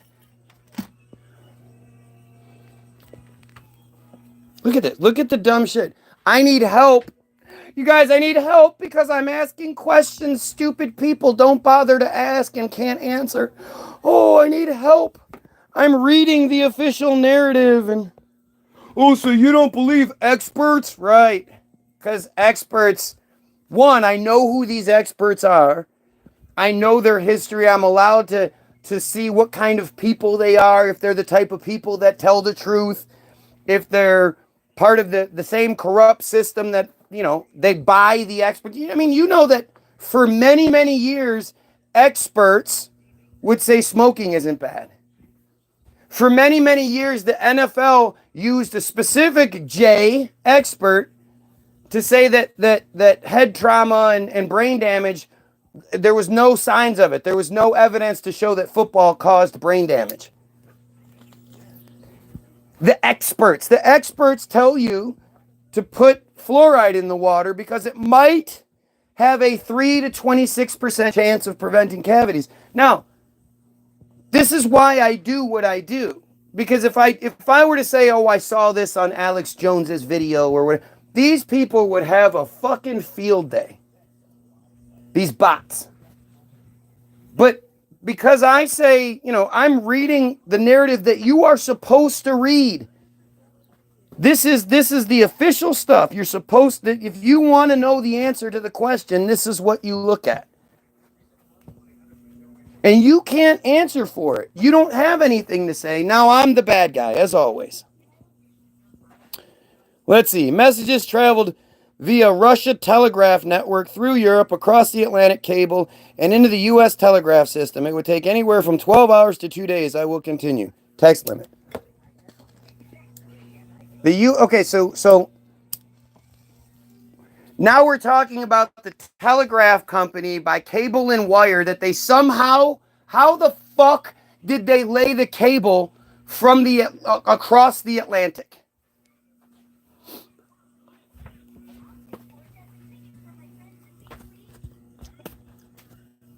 The telegraph stuff. How do they run the telegraph in the 1860s? How did they get to this so they could all just use it?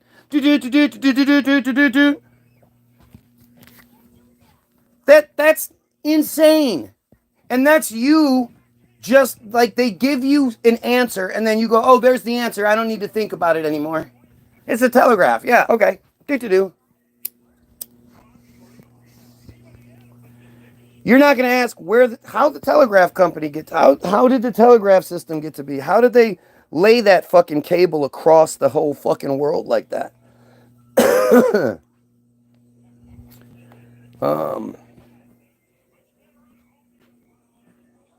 Some opposed the U.S. obtaining the first non-Canadian, seeing it as a colony. Others saw no need to pay for the land that they expected the country to obtain through manifest destiny. Exactly. Why would they pay for it when Russia was apparently such a weak little bitch at the time? That's the most natural follow-up to ask. I think anyone would ask that, but they wouldn't. You don't. That's your answer. When I ask you what 1860 looked like in your head, you just run with it. Historians Ellis, Paxson, Oberholzer summarized the minority option of some American newspaper editors who opposed the purchase. Wait a minute, let's look this up.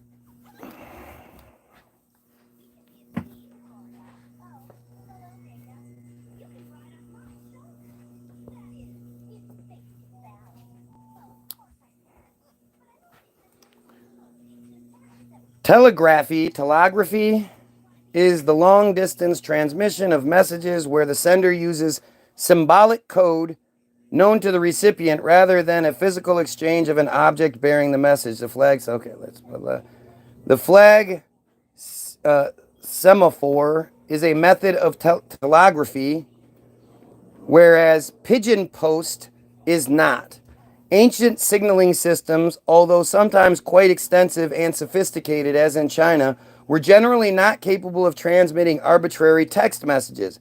Possible messages were fixed and predetermined, so such systems are thus not true telegraphs. Replica of a Chappie telegraph on the Littermont near Naubach, Germany. The earliest true telegraph put into widespread use was the Chappie telegraph, an optical telegraph invented by Claude Chappie in the late 18th century. Go fuck yourself. This is insane. The system was used extensively in France and European nations occupied by France during the Napoleonic era. The electric telegraph started to replace the optical telegraph by the mid-19th century, but it was first taken up in Britain in the form of the Cook and Wheatstone telegraph, initially used mostly as an aid to railway signaling. This was quickly followed by a different system developed in the United States by Samuel Morse. Of course, Morse did it. He just developed it. The electric telegraph was slower to develop in France due to the established optical telegraph system, but an electrical telegraph was put into use with a code compatible with the Chappie optical telegraph. The Morse system was adopted as the international standard in 1865 using a modified Morse code developed in Germany in 1848.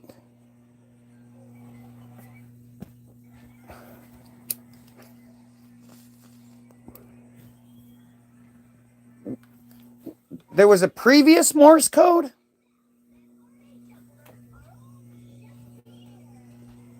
The heliograph is a telegraph system using reflected sunlight for signal. Oh. It was mainly used in areas where the electrical telegraph had not been established and generally used the same code. The most extensive heliograph network established was in Arizona and New Mexico during the Apache Wars. The heliograph was standard military equipment as late as World War II. Wireless telegraphy developed in the early 20th century became important for maritime use and was a competitor to electrical telegraphy using submarine telegraph cables in international communications. Submarine telegraph cables. A submarine communications cable is a cable laid on the seabed between land-based stations to carry telecommunications signals across stretches of ocean and sea. The first submarine communication cables were laid beginning in the 1850s and carried telegraphy traffic, establishing the first instant telecommunications links between continents, such as the first transatlantic telegraph cable, which became operational on August 16th, 1858. All right, let's go with that then. Let's go with the transatlantic. The transatlantic telegraph cables were undersea cables running from the Atlantic under the Atlantic Ocean for telegraph communications. Telegraphy is a largely obsolete form of communication, and the cables have long since been decommissioned, but telephone and data are still carried on other transatlantic telecommunication cables. Contemporary map of the 1858 transatlantic cable route. Here you go. Are you kidding me? You believe this? The more I get into it, the more questions I have. You would think.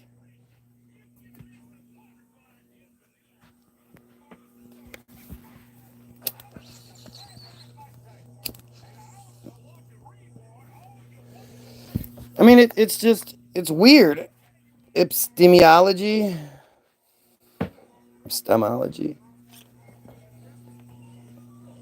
The American Telegraph Company, led by Cyrus Westfield, constructed the first transatlantic telegraph cable. The project began in 1854 with the first cable laid from Valentina Island off the west coast of Ireland to Bay of Bulls, Trinity Bay, Newfoundland. So this isn't communications between the United States and Russia then. Unless they were communicating and then horses and light, they were doing the heliograph to transfer it across land at that point. The first communications occurred on August 16th, 1858, but the line speed was poor. The first official telegram that passed between two continents that day was a letter of congratulations from Queen Victoria of the United Kingdom to President of the United States, James Buchanan. So, not only were they developing this, they were experts, and they were able to negotiate terms and all that shit back and forth, even though it wasn't quite working yet. In 1858, the first official telegram to pass between two signal quality declined rapidly, slowing transmission to an almost unusable speed. But they were negotiating terms. The cable was destroyed after 3 weeks when Wildman Whitehouse applied excessive voltage to it while trying to achieve faster communications. It had been argued that the cable's faulty manufacture, storage, and handling would have caused its premature failure in any case. Its short life undermined public and investor confidence and delayed efforts to restore a connection. Here's a picture of it. Oh, come on. Oh, come on. Come on. The second cable was laid in 1865, so in that after, with improved material. It was laid from the ship SS Great Eastern, built by John. Oh, here we go. Here we go with some details that don't matter. The fuck do we give a shit about the ship for?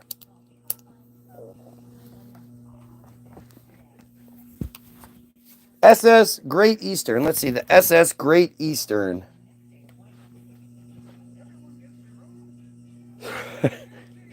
It was one of those. I'm not sure which one it was, but it was one of those. They went across the Atlantic Ocean in that.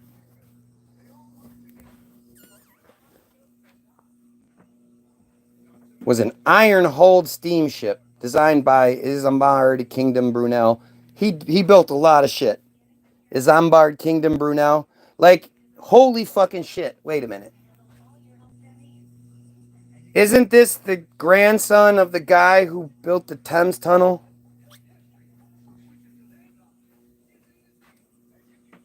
Or is this the submarine guy?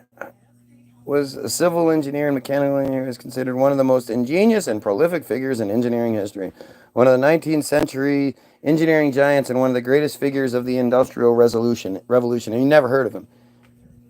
Changed the face of the English landscape, blah, blah, blah, blah, blah. Education, parents, discipline, institution, projects, Great Western Railroad, Clifton Suspension. Ah, yes, the suspension bridges. Yes, that's who he was.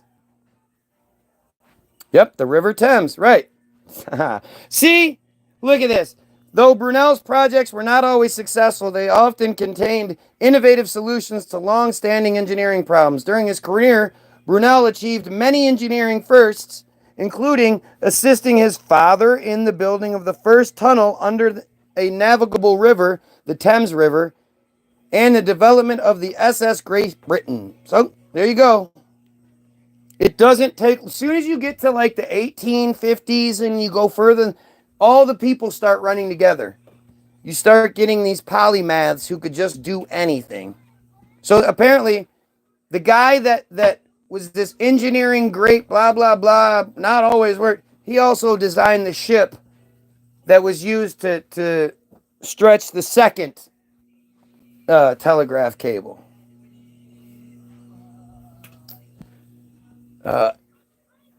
And built by John Scott Russell and Company at Millwall Ironworks on the River Thames, London, England. Powered by both side wheels and screw propellers, she was by far the largest ship ever built at the time of her launch in 1858 and had the capacity to carry 4,000 passengers from England to Australia without refueling. Where did all the fuel go?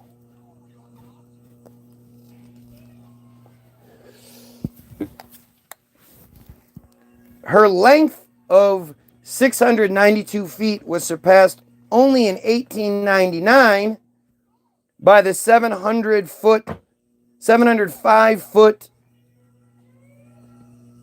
blah, blah, blah. Her gross tonnage of 18,915 was only surpassed in 1901 by who gives a shit. And her 4,000 passenger capacity was surpassed in 1913 by the SS Imperator.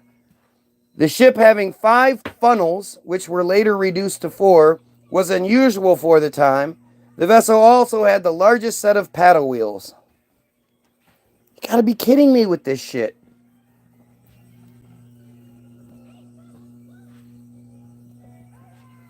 It was ordered in 1853 and launched in January of 1858. 5 years. It took 5 years to build a ship. 1850 something. They took 5 years to build a ship. But they were throwing up buildings in a year or two. Totally makes sense. All right, so now watch this. So the second cable was laid, blah, blah. It was laid from the ship SS Great Eastern, built by John Scott Russell and Isambard Kingdom Russell, and skippered by Sir James Anderson. More than halfway across, the cable broke. And after many rescue attempts, it was abandoned. Isn't that water super deep?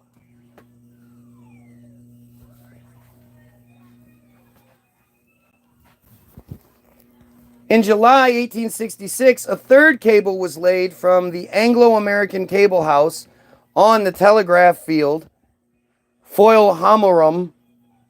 On July 13th, Great Eastern steamed westward to Heart's Content, Newfoundland,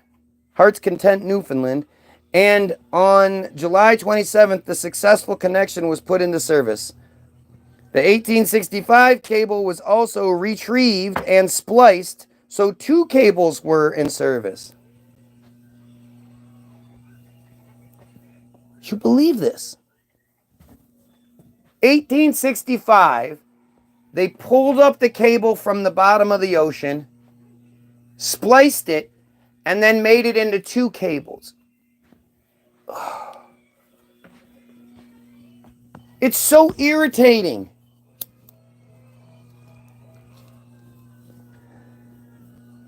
Because they have to account for this found technology.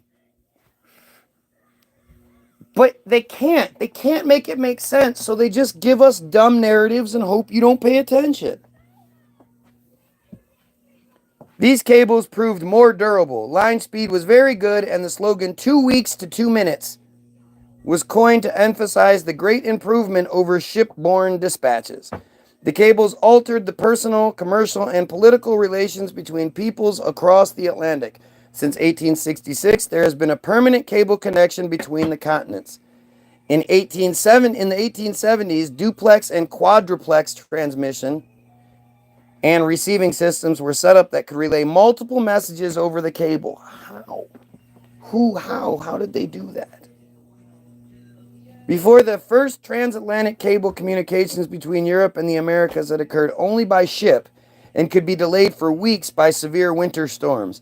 By contrast, the transatlantic cable made possible a message and response on the same day.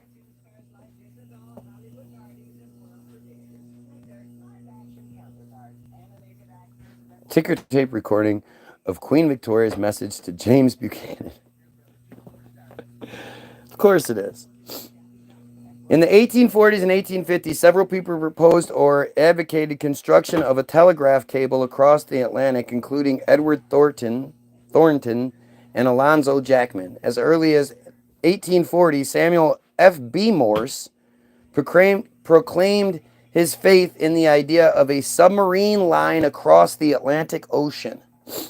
By 1850, a cable was run between England and France. That year, Bishop John T. Mullock, head of the Catholic Church in Newfoundland, proposed a telegraph line through the forest from St. John's to Cape Ray and cables across the Gulf of St. Lawrence from Cape Ray to Nova Scotia across the Cabot Strait. Around the same time, a similar plan occurred to Frederick Newton Gisborne, a telegraph engineer in Nova Scotia. In the spring of 1851, he procured a grant from the Newfoundland legislature and, having formed a company, began building a landline. Of course. Repairing the cables. Broken cables required an elaborate repair procedure. The approximate distance to the break was determined by measuring the resistance of the broken cable. The repair ship navigated to the location. The cable was hooked with a grapple and brought on board to test for electrical continuity. Buoys were deployed to mark the ends of good cable, and a splice was made between the two ends. That's it. You wonder how they repaired the cables? Well, that's it. They grappled it. They grappled the cable at the bottom of the Atlantic Ocean. And of course, they would be able to find it because they just measured the signal and they would, oh, well, it's exactly this far. I mean, if they're like 100 feet off one way or another, that's an incredible amount of work that would have to take place. This shit is nuts. And of course, this has nothing to do with the Pacific cable.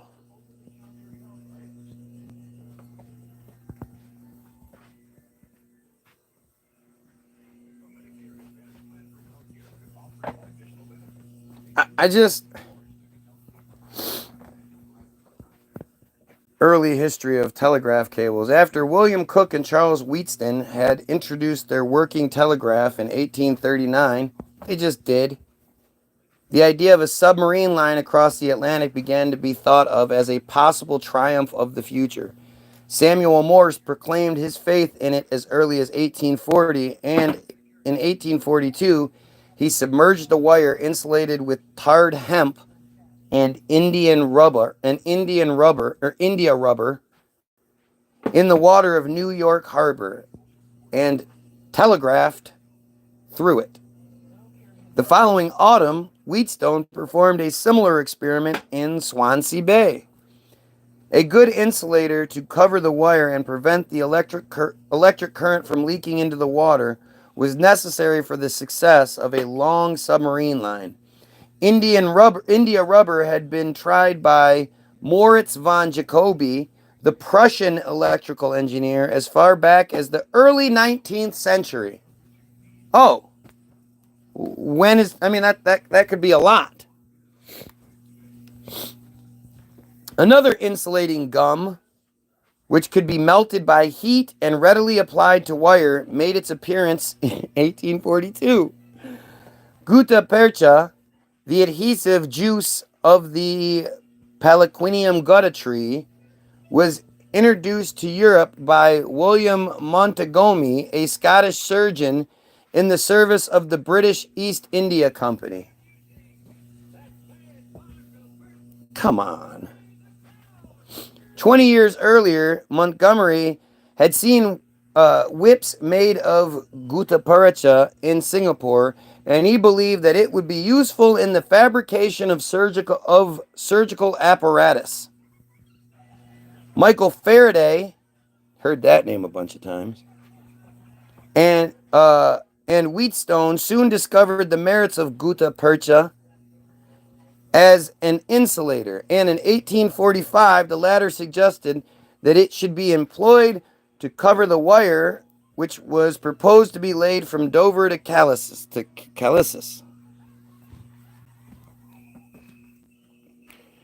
I can't imagine being so desperate to find something wrong that I won't actually address what's being said. I just try to every ad hominem I can.